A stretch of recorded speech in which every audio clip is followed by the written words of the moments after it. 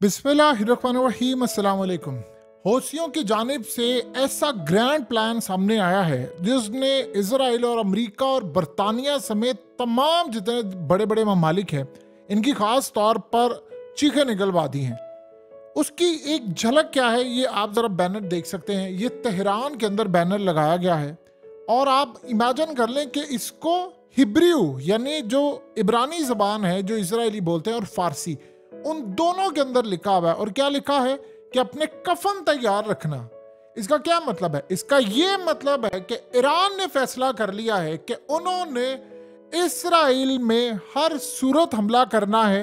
ये फतेह 2 मिसाइल, ये hypersonic missile उन्होंने हर सूरत तिल अवीव में मार सकते हैं, वो किसी भी जगह मार सकते हैं। अब सूरत हाल जो पैदा हुई है, आज जो हमला उन्होंने किया है वो तो उन्होंने क्लियर एक पैगाम दिया है कि ये तो टिप ऑफ द आइसबर्ग है। कि हमें ये अगर पता है कि आपके फ्रंट मैन इराक में इस जगह पर मुजाद हेडक्वार्टर में डील कर रहे हैं और हमने उनको उड़ा दिया है, तो अब तैयारी रखें, क्योंकि यमन ने अब जो गेम प्लान सामने रखा है वो बड़ा खतरनाक है। देखिए, आप सबको पता है कि हुआ ये था कि अमेरिका के जो नेवी सील कमांडोज हैं, अमेरिका के जो नेवी सील कमांडोज होते हैं ये इलीट कमांडोज होते हैं, यानी इससे ऊपर कुछ नहीं है।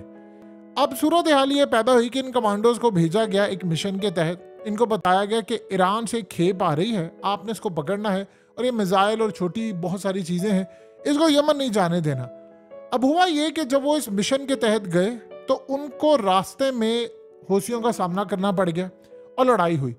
अब हुआ ये कि जब उन पर हमला हो गया तो उनमें से अमेरिका की पहले ये समझ ले स्टोरी, फिर असल कहानी भी समझे। उन्होंने एक जो खास तौर पर नेवी सील का कमांडो था उसने पानी में छलांग लगा दी। अब चूंकि प्रोटोकॉल ये है, ये कमांडोज इलीट कमांडोज होते हैं और इनको बचाना, इनके ऊपर पैसा इन्वेस्टमेंट, यानी आप ये समझ लें कि ये वो प्रोडक्ट होती है जो आप 20-22 साल की मेहनत के बाद तैयार करते हैं।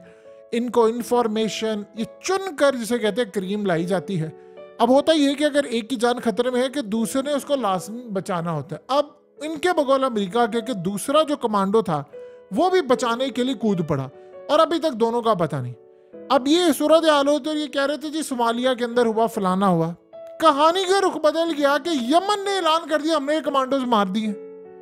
अब अमेरिका की चीखें निकल गई हैं, क्योंकि अभी तक ऑफिशियली सिर्फ अमेरिका ही ये बात कह रहा है कि जी ये कमांडोज जो है हमारे अभी ऑपरेशन जारी है। आप बता दें 72 घंटे से जारी है और उनके ऊपर, यानी आप सोचे जिन्होंने इन पर हमला किया था उन्होंने इनको छोड़ना था। अब ये बड़ी अजीब बात है कि अभी तक ये नहीं पता कि आया यमनी इनके साथ ब्लफ कर रहे हैं हौसी, क्योंकि ये भी पॉसिबिलिटी है कि हो सकता है उनको जिंदा पकड़ के ले गए हो और उनको मारा ना हो, या ये भी पॉसिबिलिटी है कि उनको मार दिया गया हो और उसके बाद यानी उन्होंने दुनिया को ये बताया कि हमने मार दिए, ताकि कोई हमसे पूछे ही ना कल को कि हमारे बंदे दो, फलाना दो। उन्होंने कहा जी हमने मार दिया। मारा है या नहीं मारा, इसमें एक चीज तो कंफर्म हो गई है उनकी जानिब से कि ये हमारे ही ऑपरेशन के तहत हुआ, जो भी हुआ। अब वो चाहे उसको जिंदा पकड़ के ले गए हैं, चाहे वो उसको इस तरह ले गए हैं। अब ये जो बैनर लगा है तेहरान के अंदर, इससे पहले क्या मामला होने वाला, आप यहां से उनकी ताकत का अंदाजा कर लें कि अब ब्रिटिश इंटेलिजेंस एजेंसी के मुताबिक उन्होंने पूछा कि यमन की ताकत क्या है। उन्होंने कहा जी हमारे पास फिलहाल इतनी इंफॉर्मेशन है कि ये तकरीबन $100 पर मंथ दे रहे हैं यमनियों को और कह रहे हैं कि यानी जो लोग हैं कि आपने लड़ना है, यानी हौसियों को कहा है कि आपने लड़ना है, लड़ाई करें।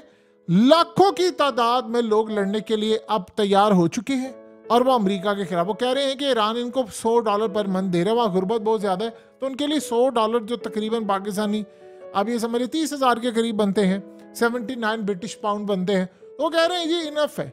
लेकिन उससे भी ज्यादा वो कह रहे हैं कि मामला ये है कि उन्होंने बदला अमेरिका से लेना है और उसके लिए वो तैयार है। और मजे की बात ये है कि जो हौसियों, आप जानते हैं यमन के अंदर 2 ग्रुप से, एक हौसी थे और एक दूसरे थे। अब वो जो दूसरे थे वो भी इनके साथ मिल गए। वो कह रहे नहीं हमने अमेरिका को नहीं छोड़ना, और वो कह रहे जी नहीं फलस्तीन का महाज खड़ा हो गया तो हमने इनको छोड़ना नहीं। अब यमन ने क्या ऐलान किया? यमन ने ऐलान किया है कि एक भी अब कमर्शियल शिप बरतानिया का, अमेरिका का, यहां से अगर इनमें हिम्मत है तो गुजार कर दिखा दे। यानी अगर सादे अल्फाज में कि किसी के बाप में भी हिम्मत है तो रेड सी के अंदर से हमला हुए बगैर कामयाबी से गुजार कर दिखा दे, हम आपको मान जाएंगे।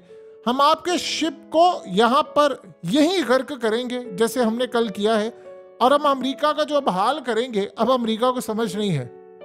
उधर आप ये देखिए कि यमन के अंदर हूसी ये कह रहे हैं कि हमारी एक ख्वाहिश थी जो पूरी हो गई कि हमारी किसी तरह अमेरिका से जंग छिड़ जाए, और इस ख्वाहिश को हर यमनी अपने दिल में बिठाए हुए थे। उसने कहा कि इन्होंने बैक किया इसराइल को, हम इनको बताएंगे इनके साथ होता क्या है। दूसरी जानिब अजीब मामला ये हुआ कि अब जो इसराइल के फौजी मारे जा रहे हैं वो असल में उनके जो जनाजे पढ़ाए जा रहे हैं, बहुत सारे जनाजे तो आप सबने देखे हैं, सब कुछ है, अब वो जनाजे खुफिया पढ़ा रहे हैं। खतरा उनको ये लाख हो गया है कि जी यहां से हमला हो सकता है, यानी लिबनान की साइड से हमला हो सकता है। और फौज और बहुत सारे मामलात में लोगों ने अब जाकर इनको कहा, ये असल में जो वहाँ के लोग थे लिबनान की साइड पर जो बॉर्डर के थे, उनको कहा कि आप यहाँ पर वापस आए, हम लड़े हैं। तो उन्होंने कहा किसी जर्नैल का बेटा भी आकर बॉर्डर के करीब घर में रह रहा है, किसी सियासतदान का भी रह रहा है, किसी इंटेलिजेंस एजेंसी का रह रहा है, किसी कर्नल का, किसी ब्रिगेडियर का, किसी मेजर का कोई रह रहा है, आपके कोई पार्लियामेंट के लोग रह रहे हैं। अगर नहीं रह रहे तो आप हमें क्यों कह रहे हैं? अपने बच्चों को कहे ना जाकर लड़े, और अपने बच्चों को क्या आगे लड़े, फिर हमें कहे। अब तो जनाजे वो कह रहे हैं कि खुफिया पढ़ाए जा रहे हैं, पहले उनकी कवरेज होती थी, अब वो खुफिया जनाजे पढ़ा रहे हैं कि वहां पर भी हमला हो सकता है, किसी को कुछ नहीं पता क्या मामला है। इतना इसराइल का मामला तबाह हो गया। और यमन की सूरत हाल समझ लें। देखिए यमन ने इस वक्त काम ये किया, हूसियों ने, उनकी प्लानिंग बड़ी क्लियर है, बहुत बिल्कुल स्ट्रेट प्लानिंग है। प्लानिंग उनकी ये है कि उनको 24/7 तमाम जासूसी की इंफॉर्मेशन मिल रही है। उनके पास एज ये है कि ये जो समंदर की तय होती है, ये सारा कुछ है, यहां तक कि सारी इंफॉर्मेशन जो यमनियों के पास है वो अमेरिका के पास नहीं, ना वो बरतानिया के पास है।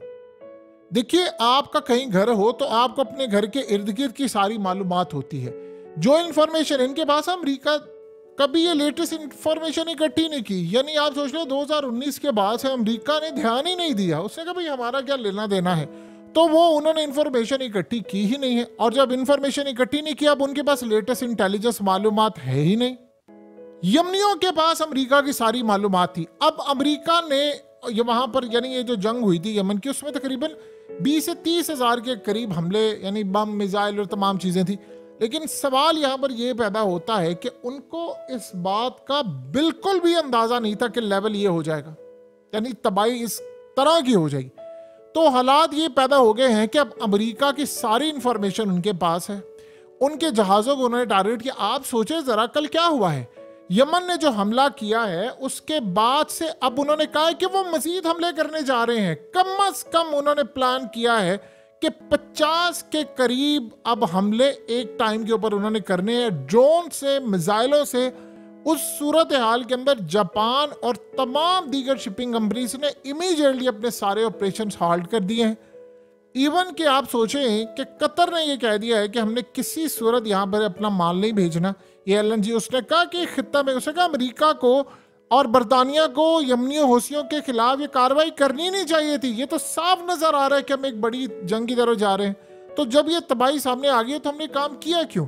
आप सोचिए, ये सूरत हाल एक साइड पर पैदा हुई। नंबर 2 सूरत हाल तो इससे भी ज्यादा खतरनाक पैदा हो गई कि अब अमेरिका के बड़े बड़े जो शिप हैं, यानी कल एक सिर्फ एक ट्रेलर था, देखिए मिसाल के तौर पर, अब अमेरिका ने अपने जितने ऑयल टैंकर्स हैं उनको डाइवर्ट कर दिया है। तो डाइवर्ट तो उन्होंने करना था।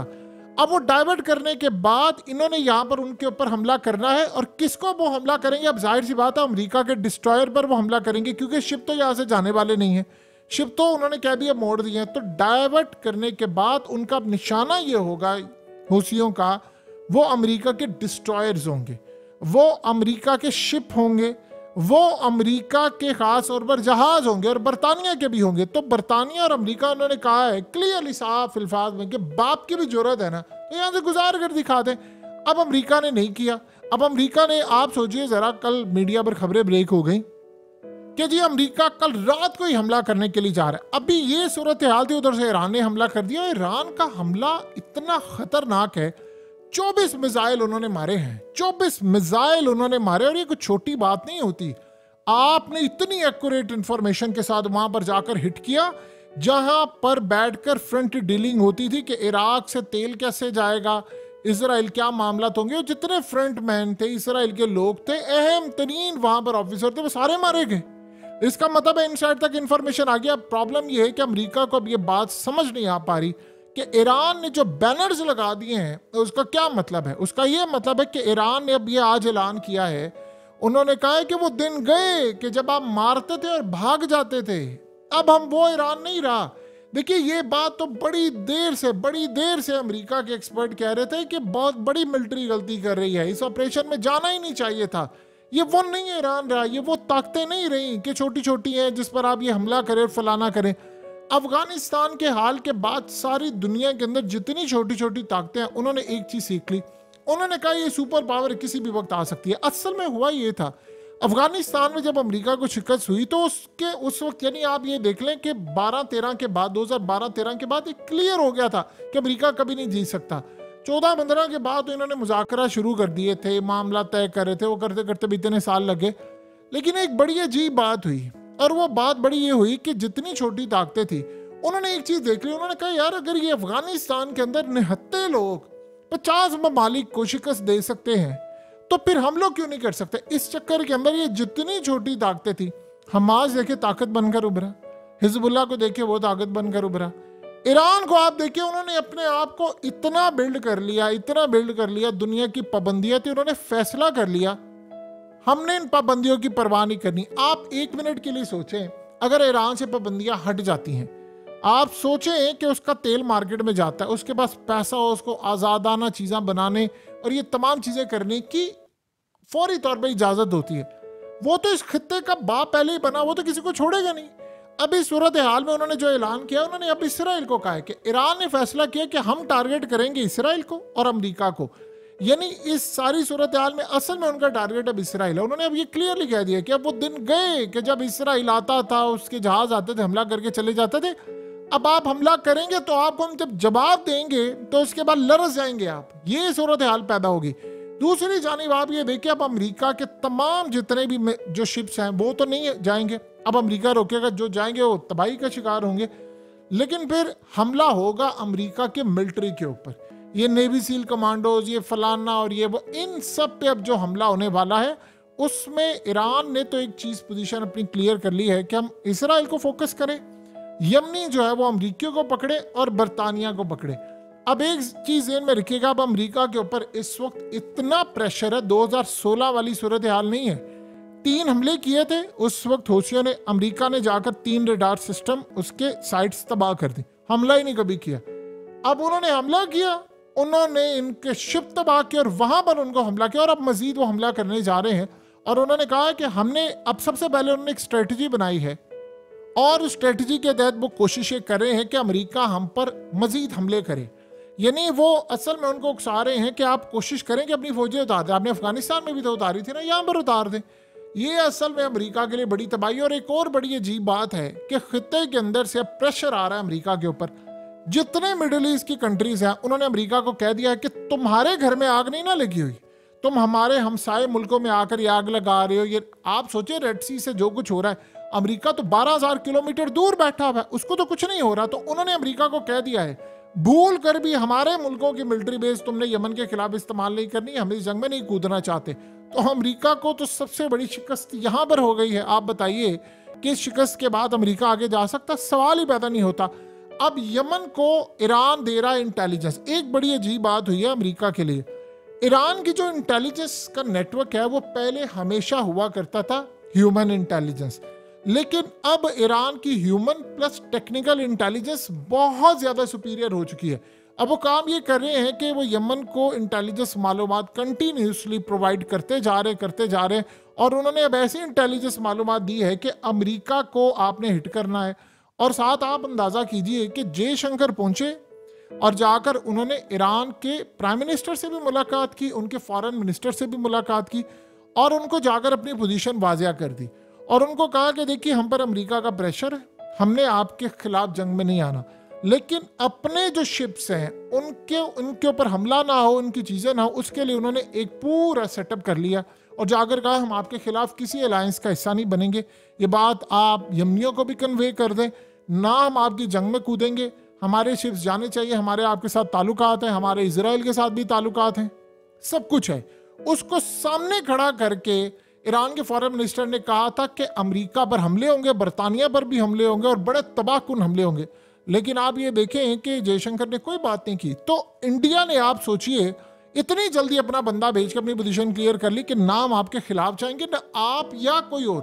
अगर कोई आपने हमला करना है, आपको लगता है कि कोई कोड चेंज हुआ है, कोई शिप आया वो इंडिया का लगा, तो आप पहले हमसे कंफर्म करेंगे, क्योंकि हम नहीं चाहते कि कोई हमला करे नाम आप पर लगे। तो फौरी तौर पर उन्होंने पोजीशन क्लियर कर ली। सारी दुनिया कर रही है। नहीं कर रहे तो जो नहीं कर रहे वो तबाही का शिकार होंगे बाद में।